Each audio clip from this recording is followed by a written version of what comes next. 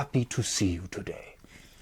I am the old storytelling wizard, and I live in the Oak Tree Library, home of the most wonderful stories of the imagination. Today, we are going to read a classic story, and to help me introduce it, my good friend Arthur the Wise Snail is stopping by. Let's see what Arthur has to say about today's classic fairy tale. Well, hello, Arthur. Thank you for joining me today. It's nice to see you, wizard. You as well, Arthur. Today we are going to be reading Beauty and the Beast by the Brothers Grimm. What would you like to tell our friends at home about Beauty and the Beast? Oh, gosh, that's a real classic. For those who have seen the Disney movies, you will find this version quite different. That is very true, Arthur. The original fairy tale looks very different from the movies we see today. There are no songs in this story, but I'd be happy to sing one if you have an extra hour. Ha ha. Thank you, Arthur, for sharing your wisdom and humor with us. Please sit back and enjoy Beauty and the Beast. Bye. Beauty and the Beast. A merchant who had 3 daughters was once setting out upon a journey. But before he went, he asked each daughter what gift he should bring back for her. The eldest wished for pearls, the second for jewels, but the third, who was called Lily, said, "Dear father, bring me a rose." Now it was no easy task to find a rose, for it was the middle of winter. Yet, as she was his prettiest daughter, and was very fond of flowers, her father said he would see what he could do. So he kissed all 3 and bid them goodbye. And when the time came for him to go home, he had bought pearls and jewels for the 2 eldest, but he had sought everywhere in vain for the rose. And when he went into any garden and asked for such a thing, the people laughed at him and asked him whether he thought roses grew in snow. This grieved him very much, for Lily, his dearest child, and as he was journeying home, thinking what he should bring her, he came to a fine castle, and around the castle was a garden, in one half of which it seemed to be summertime, and in the other half winter. On one side the finest flowers were in full bloom, and on the other everything looked dreary and buried in snow. "A lucky find," said he, and he called to his servant and told him to go to a beautiful bed of roses that was there and bring him away one of the finest flowers. This done, they were riding away very pleased, when up sprang a fierce lion, and roared out, "Roar! Whoever has stolen one of my roses shall be eaten up alive." Then the man said, "I knew not if the garden belonged to you. Can nothing save my life?"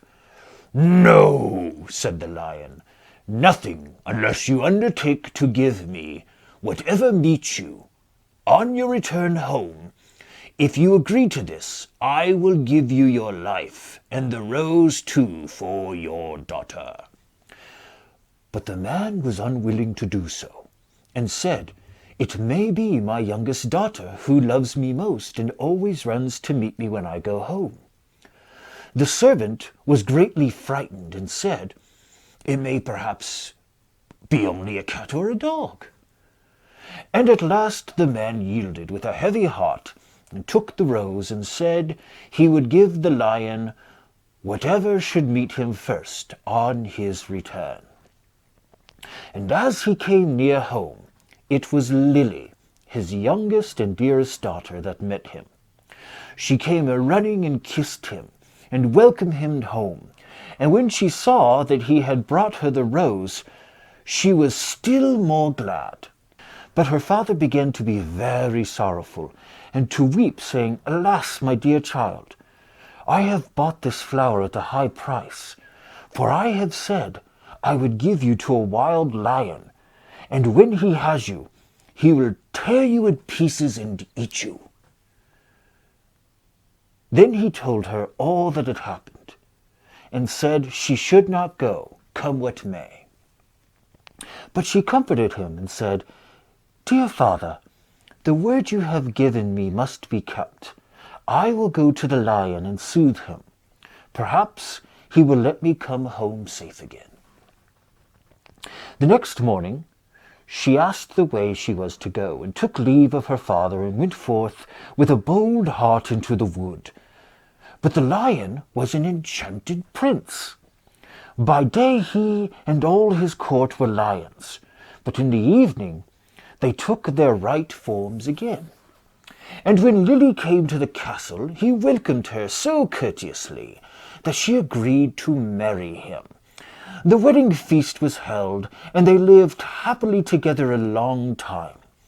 The prince was only to be seen as soon as evening came, and then he held his court. But every morning he left his bride and went away by himself. She knew not whither till night came again. After some time he said to her, "Tomorrow there will be a great feast in your father's house, for your eldest sister is to be married. And if you wish to go and visit her with my lions, they shall lead you there." Then she rejoiced much at the thought of seeing her father once more, and set out with the lions, and everyone was overjoyed to see her, for they thought her dead long since. But she told them how happy she was, and stayed till the feast was over, and then went back to the wood. Her second sister was soon after married, and when Lily asked to go to the wedding, she said to the prince, "I will not go alone this time. You must go with me." But he would not, and explained it would be very hazardous for a thing to do, for if the least ray of the torchlight should fall upon him, his enchantment would become still worse, and he should be changed into a dove, and forced to wander about in the world for 7 long years. However, she gave him no rest, and said she would take care that no light fall upon him. So at last they set out together, and took with them their little children, and she chose a large hall with thick walls for him to sit in, while the wedding torches were lighted. But, unluckily, no one saw that there was a crack in the door. Then the wedding was held with great pomp, but as the train came from the church, and passed with torches before the hall, a very small ray of light fell upon the prince.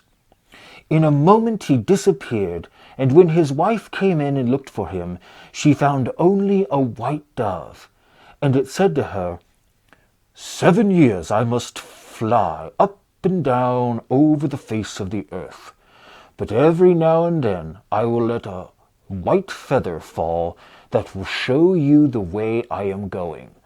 Follow it, and at last you may overtake and set me free." This said, he flew out the door, and poor Lily followed, and every now and then a white feather fell and showed her the way she was to journey. Thus she went roving on through the wide world, and looked neither to the right nor to the left, nor took any rest for 7 years. Then she began to be glad, and thought to herself that the time was fast coming when all her troubles should end. Yet repose was still far off, for one day as she was travelling on, she missed the white feather, and when she lifted up her eyes, she could nowhere see the dove. Now, thought she to herself, no aid of man can be of use to me. So she went to the sun and said, Thou shinest everywhere, on the hilltop and in the valley's depth. Hast thou anywhere seen my white dove? No, said the sun, I have not seen it, but I will give thee a casket. Open it when thy hour of need comes. So she thanked the sun and went on her way, till eventide. And when the moon arose, she cried unto it and said, Thou shinest through the night over field and grove. Hast thou nowhere seen my white dove? No, said the moon, I cannot help thee, but I will give thee an egg. Break it when need comes. Then she thanked the moon, and went on till the night wind blew, and she raised up her voice to it, and said, Thou blowest through every tree and under every leaf. Hast thou not seen my white dove? No, said the night wind, but I will ask 3 other winds. Perhaps they have seen it. Then the east wind and the west wind came, and said they too had not seen it. But the south wind said, I have seen the white dove. He has fled to the Red Sea, and is changed once more into a lion, for the 7 years are passed away, and there he is fighting with a dragon. And the dragon is an enchanted princess, who seeks to separate him from you. Then the night wind said, I will give thee counsel. Go to the Red Sea. On the right shore stand many rods. Count them. And when thou comest to the 11th, break it off, and smite the dragon with it, so the lion will have the victory, and both of them will appear to you in their own forms. Then look around, and thou wilt see a winged griffin sitting by the Red Sea. Jump onto his back with thy beloved one as quickly as possible, and he will carry you over the waters to your home. I will also give thee this nut, continued the night wind. When you are halfway over, throw it down, and out of the waters will immediately spring up a high nut tree on which the griffin will be able to rest. Otherwise he would not have the strength to bear you the whole way. If, therefore, thou dost forget to throw down the nut, he will let you both fall into the sea. So our poor wanderer went forth, and found all as the night wind had said. And she plucked the 11th rod, and smote the dragon, and the lion forthwith became a prince, and the dragon a princess again. But no sooner was the princess released from the spell than she seized the prince by the arm, and sprang onto the griffin's back, and went off carrying the prince away with her. Thus the unhappy traveller was again forsaken and forlorn. But she took heart and said, As far as the wind blows, as long as the cock crows, I will journey on till I find him once again. She went on for a long, long way, till at length she came to the castle whither the princess had carried the prince. And there was a great feast got ready, and she heard that the wedding was about to be held. Heaven aid me now, she said, and she took the casket that the sun had given her, and found that within it lay a dress as dazzling as the sun itself. She put it on, and went into the palace, and all the people gazed upon her, and the dress pleased the bride so much that she asked whether it was to be sold. Not for gold and silver, said she, but for flesh and blood. The princess asked what she meant, and she said, Let me speak with the bridegroom this night in his chamber, and I will give thee the dress." At last the princess agreed, but she told her chamberlain to give the prince a sleeping draught, that he might not hear or see her. When evening came, the prince had fallen asleep. She was led into his chamber, and she sat down herself at his feet and said, "I have followed thee 7 years. I have been to the sun, the moon, and the night wind to seek thee, and at last I have helped thee to overcome the dragon. Wilt thou then forget me quite?" But the prince all the time slept so soundly that her voice only passed over him, and seemed like the whistling of the wind among the fir trees. Then poor Lily was led away, and forced to give up the golden dress. And when she saw that there was no help for her, she went out into a meadow and sat down and wept. But as she bethought of herself of the egg that the moon had given her, and when she broke it, there ran out a hen, and 12 chickens of pure gold, that played about and then nestled under the old one's wings, so as to form the most beautiful sight in the world. And she rose up and she drove them before her, till the bride saw them from her window, and was so pleased that she came forth and asked her if she would sell the brood. "Not for gold or silver, but flesh and blood. Let me again this evening speak with the bridegroom in his chamber, and I will give thee the whole brood." Then the princess thought to betray her as before, and agreed to what was asked. But when the prince went to his chamber, he asked the chamberlain why the wind had whistled so in the night. And the chamberlain told him all, how he had given him a sleeping draught, and how a poor maiden had come and spoken to him in his chamber, and was to come again that night. Then the prince took care to throw away the sleeping draught, and when Lily came and began to tell him what woes had befallen her, and how faithful and true to him she had been, he knew his beloved wife's voice, and sprang up and said, "You have awakened me, as from a dream, for the strange princess had thrown a spell around me, so that I altogether had forgotten you. But heaven hath sent you to me in a lucky hour." Then they stole away out of the palace by night unawares, and seated themselves on the griffin, who flew back with them over the Red Sea.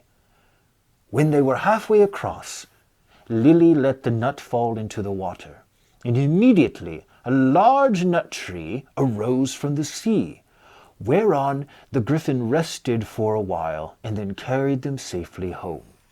There they found their children, now grown up, to be comely and fair, and after all their troubles they lived happily together to the end of their days. The end. Beauty and the Beast is a powerful story of love and commitment. The journey the beauty goes on to save the enchanted prince shows her to be a great heroine and courageous in the face of many obstacles. She reminds us of the importance of courage when we face difficulties, and how love can empower us to do amazing things. I certainly hope you enjoyed Beauty and the Beast. I am the old storytelling wizard, and until next time, keep your chin up, keep a story in your heart, and let your imagination soar.